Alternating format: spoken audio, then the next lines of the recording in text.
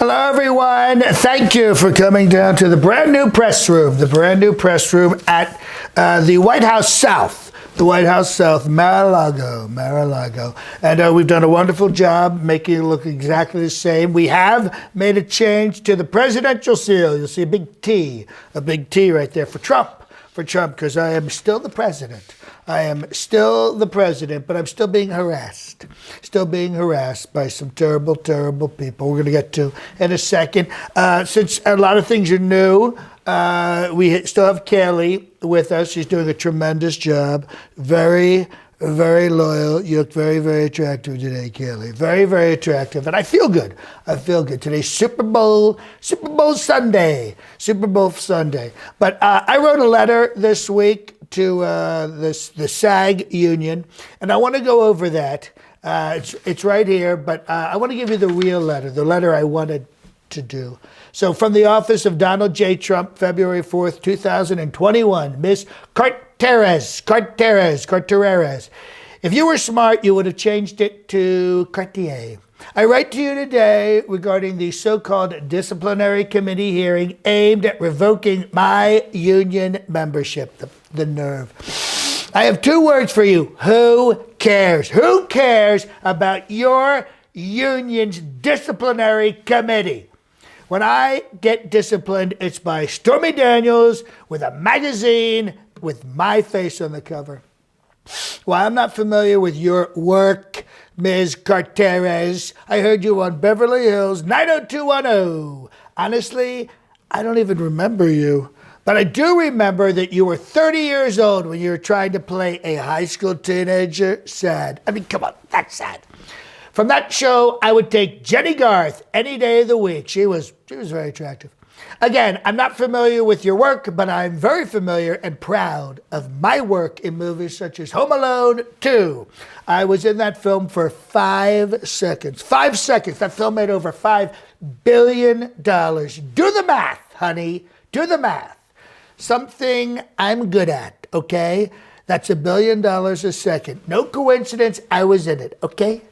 I played a very important character myself, giving direction to that kid actor, Haley Joel Osment. If I hadn't given that direction, the film would have fallen apart. It was a key role and would have made no money. I also owned the Plaza Hotel at that time. Now it's a total dump. I was in the film Zoolander, a tremendous foreign film about people, about beautiful people, which I'm a part of. I'm kind of the king of. Also, Wall Street, Money Never Sleeps. I never sleep. So the title should have been 1600 Pennsylvania Avenue, Trump Never Sleeps. These two films did extremely well because of my unique acting abilities. It's what they call in the business gravitas.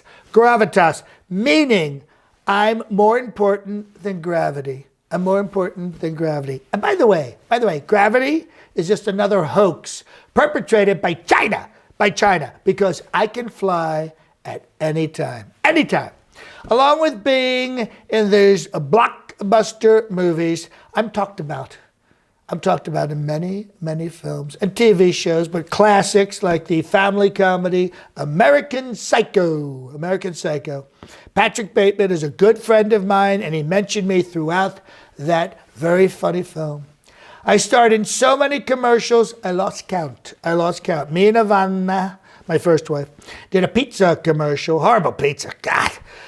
Great commercial, though. I did an amazing Visa commercial where I lost a preloaded credit card, foreshadowing my 6 bankruptcies.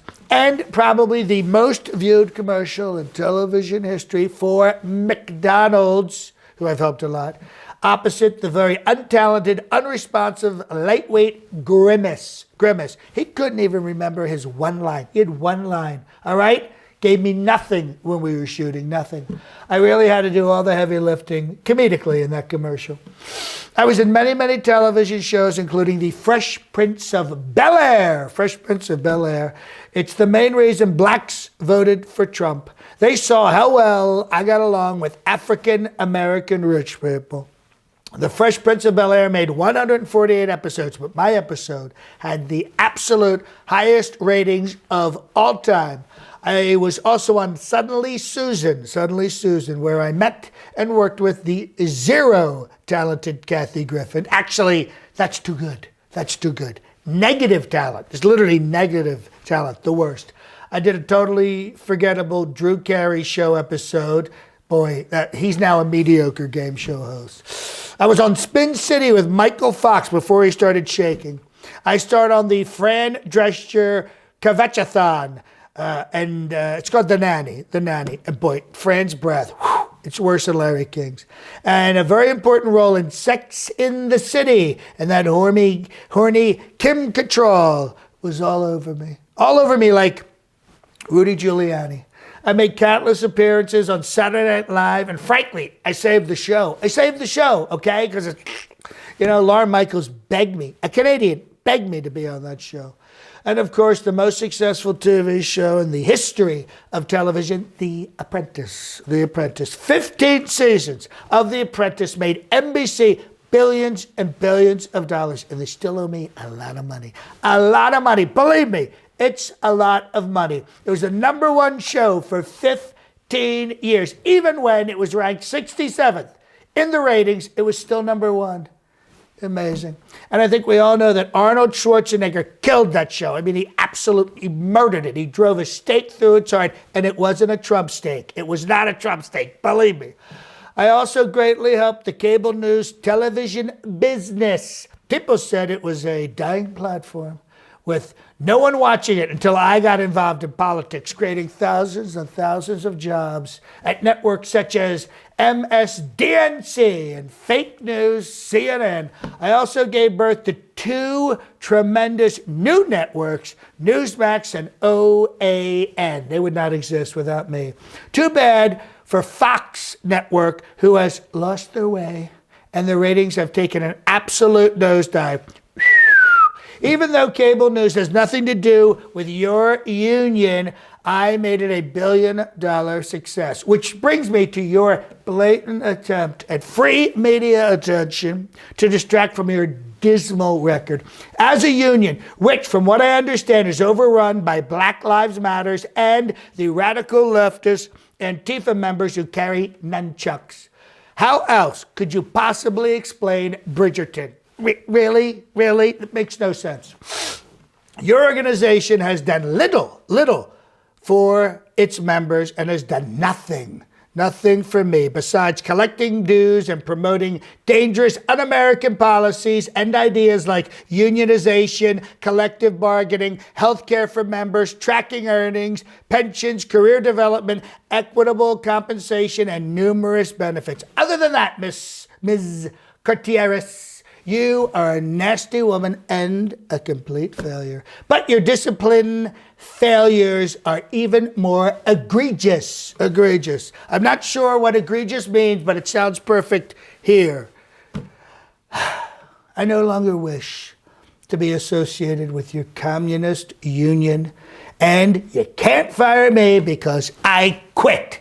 As such, this letter is to inform you of my immediate resignation from SAG-AFTRA, which has done nothing for me. Even though I'm resigning and very, very rich, I still want my pension, even though you've done nothing for me. Not that I need it because, well, so much money, you have no idea. But I want my pension so I can stick it to the man. And that's you, Miss Carteris. Warm regards, President Donald J. Trump. The J stands for genius, a stable genius. It was a great letter, fantastic letter, but that's the version I wanted to send, but Kaylee told me to send this version. Now, since this video is being released on Super Bowl Sunday, I will give my prediction for the game. Tom Brady likes me, so I like Tom Brady. He has a smoking hot wife who's an immigrant, like my wife. So again, I like Tom Brady. I admire men who don't marry American women, and for that reason, the Tampa Bay Buccaneers will win. But no one should be watching the game because the teams are filled with kneeling BLM and radical leftist Antifa members who secretly put nunchucks in their uniforms. Totally unfair. Totally unfair. So whatever you do, don't watch the game. I know I'm not watching it. I'm not watching it. Is it on? Is it on? Okay. I'm not going to watch the game, and you shouldn't either. Thank you so much for coming down to the brand new press room at Mar-a-Lago. I know you love the new presidential seal, because I'm still the president as far as I'm concerned. I'm still the president, and I'm always going to be a stable genius. We're going to be back very soon with more speeches like I used to do. But for right now, don't enjoy the game. Thank you. No questions. No questions. Kaylee, can you get me a Diet Coke and a cheeseburger? Yeah, talking about Grimace got me hungry. There's nothing more American than subscribing to my videos. If you don't subscribe, you're a communist and a loser. Subscribe. Oh, and hit the notification thing for the bells. Ding, ding, ding, ding.